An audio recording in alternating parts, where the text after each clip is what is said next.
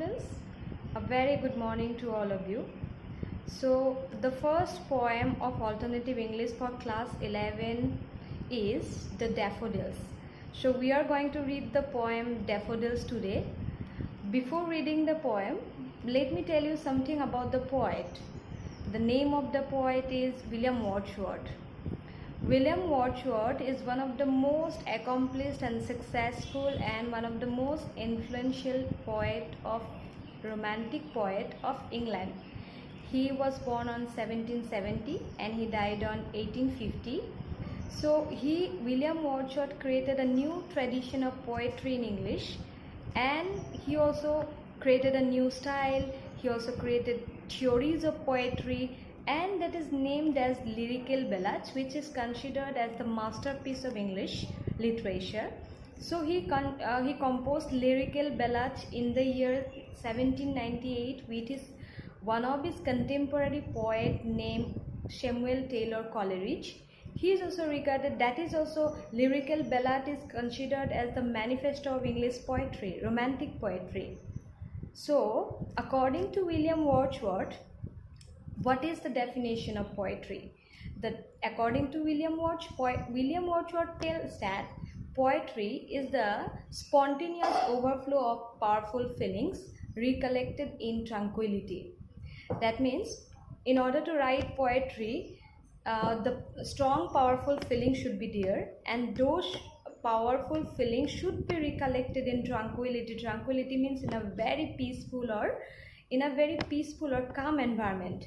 So according to poet William Wordsworth, poetry is the spontaneous overflow. You have to overflow your powerful feelings to write poetry, but that should be at the same time collected in the tranquility, means in the very peaceful or in the very lonely movement.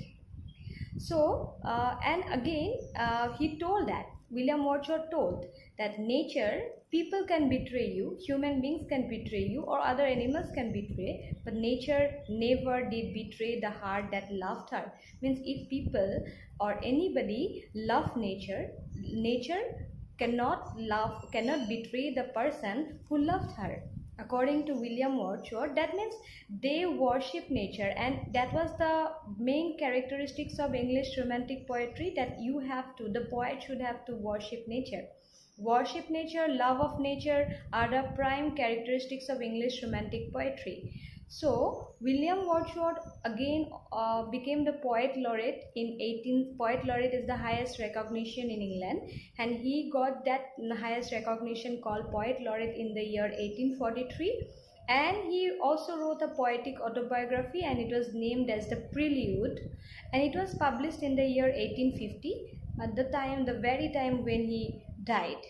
So this is about the poet. Before knowing these things, before reading this poem, we have to know the characteristics of English romantic poetry, because it is a romantic poem.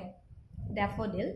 So daffodil is a particular flower. It is a yellow flower. So a flower is an object of the nature. So again, you will get the very characteristics of English romantic poetry here, because daffodil itself is an example of nature. So we are going to read the poem. We are going to have the explanation of this poem.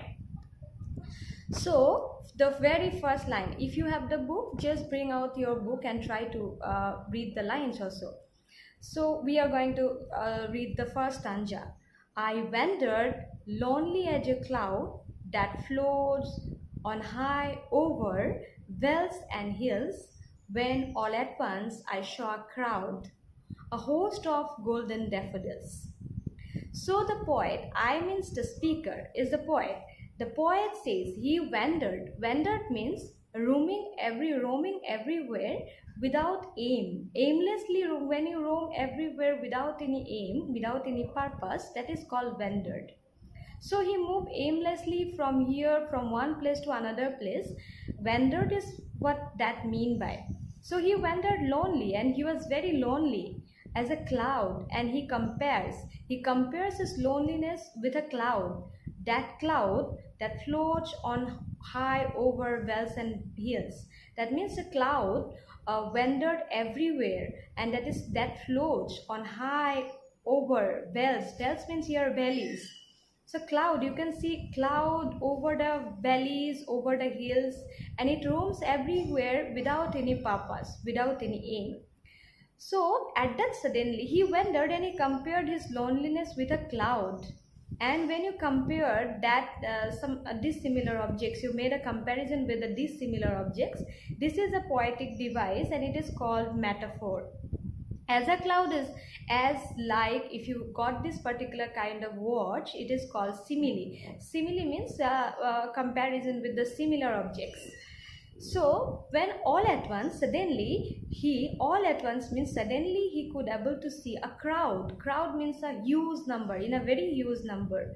We use crowd along with the human being, but the poet here used crowd for the daffodils because he could able to see suddenly a huge number of daffodils. A host means is here in a great number. He could able to see a great number of daffodils suddenly. Okay, when he was roaming everywhere from one place to another like the cloud, without any aim, without any purpose, he could able to see a host of golden daffodils, and that was in great number. That was a crowd. So the first stanza here goes like that. Second is that beside the lake, golden daffodils, those daffodils were in a great number beside the lake water. Beside the lake water, those daffodils were there. Beneath the trees, beneath means the underneath the trees. Under the trees, he could able to see a host of great number of daffodils, fluttering and dancing in the breeze. So fluttering is the shaking kind of things. People toss their heads like that. So they were fluttering, they were shaking, and they were dancing in the breeze. Breeze is that wind, that the cool wind. So in the breeze, because it was, since those golden daffodils were beside the lake water, that's why they were fluttering, they were shaking, and they were dancing because of the wind. Continuous as the stars that shines, those golden daffodils were shining like the stars, and they were shining very continuously, in a very continuous way. In a continuous way, they were shining like the stars, and twinkle on the Milky Way, and they were twinkling like the Milky Way in the sky, like the stars they were shining, and like the Milky Way they shine with a very wavering light. Do you understand? Okay, those golden daffodils were in great number. They were dancing like the human beings. They were shaking their heads because of the wind, because of the breeze. Beside the lake water, they were continuously shining like the stars in the sky. They were continuously twinkling like the Milky Ways in the sky.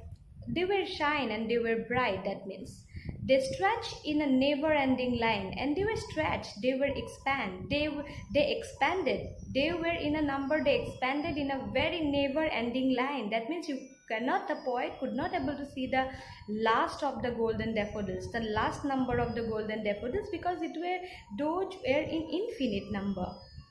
Along the margin of a bay, means beside the black water, they were creating a margin. They were creating a margin of a bay. Bay means that beside the lake water, they were creating a margin. Those golden daffodils, line of the golden daffodils were creating a number, creating a margin.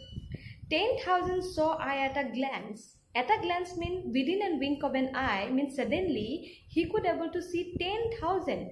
10,000 here doesn't mean the 10,000 in number, but 10,000 here means the infinite number of the golden daffodils. So he could able to see the infinite number of golden daffodils here. So tossing their heads in a sprightly dance, they were very sprightly. Here implies the lively dance. They were giving a dance. They were dancing and they were giving a very live dance.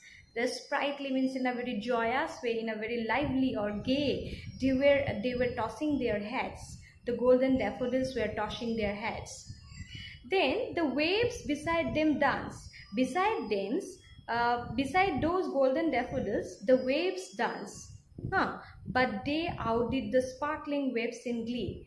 The waves also dance, but they outdid. They outdid means to golden daffodils outdid. Outdid means here faded, faded up. They outdid or they faded up the sparkling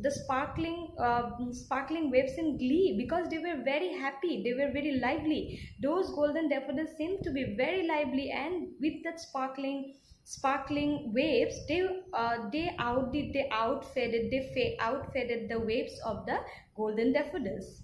All right. So then the poet said, a poet could not be but gay in such a jocund company. A poet in such a company, in such a beautiful company, in such a jocund means very happy, lively, cheerful. Jocund here implies cheerful. So in a very cheerful company, the poet says that a poet could not be but gay. That means a poet must have to be very happy in such a beautiful company. I gazed and gazed. That means he said a person who has a poetic mind, he must be very happy to see such a beautiful or cheerful company of the golden daffodils. So I gazed and gazed, but little thought what wealth the show to me had brought. And he gazed and gazed. Gaze means that steady look. He was giving that steady look again and again, but one little thought came to his mind, that he thought that what wealth the show to me had brought. That means if something good happens to us, which that is very natural, we think that what is the good things I did today morning or tomorrow morning, that because of that good thing I could able to see, or I can able to see this beautiful shine. So he thought that what is the wealth, what is the beautiful thing I did, because of the beautiful thing or the wealth I could able to see, or he could able to see the beautiful golden daffodils. All right. So he thought, he gazed and gazed, he gave the steady look again and again, and that little thought came to his mind, that what is the wealth, and he compared that wealth with the material wealth. The view of the golden daffodils he compared with the material things. That means that material, like the material things always gives us happiness, like the material things, the beautiful scenery of the golden daffodils also gives him happiness. So he thought that what is the particular wealth that had brought me this beautiful sight. Okay. So the last stanza, for oft means for often. So for often, when I on my couch I lie, on my couch is a bed or sofa type of thing. So he said that when on my couch, for often when my couch I lie down in a very vacant or pensive mood. Vacant means that empty mind, or pensive is whenever your head is loaded with thoughts and sad thoughts. So whenever he becomes sad, that means, or his head was loaded with thoughts, and it was empty. Then he said, they flash upon the inward eye. They means the golden daffodils. The scenery of the golden daffodils flashed upon his inward eye. Inward eye here means the eye of the mind. That means in his heart. Okay. So whenever he becomes very lonely, he lie down on his couch, on his bed, on his sofa. Then with his head is loaded with thoughts. Then he could able to see a number of golden daffodils. They flash upon his heart, and which is the bliss of solitude. And he thought that it is the bliss of solitude. Bliss means blessings, and solitude means in a state of loneliness. So in a state of loneliness, he thought that these are the blessings. Whenever the view of the golden daffodils comes to his mind, and he thought that these are the blessings, that the view of the golden daffodil seems to be the blessing of his solitude, of his being in a state of loneliness. So then my heart with pleasure fills and dances with the daffodils. And suddenly what happens whenever he becomes very sad, but the mood changes.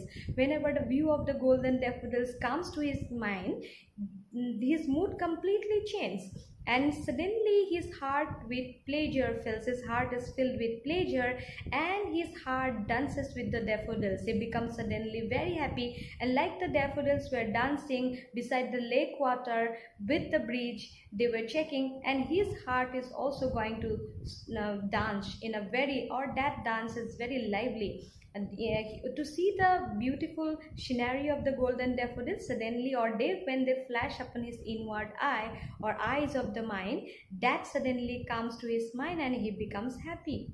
Okay, this is about the poem. So basically he is praising the daffodils here.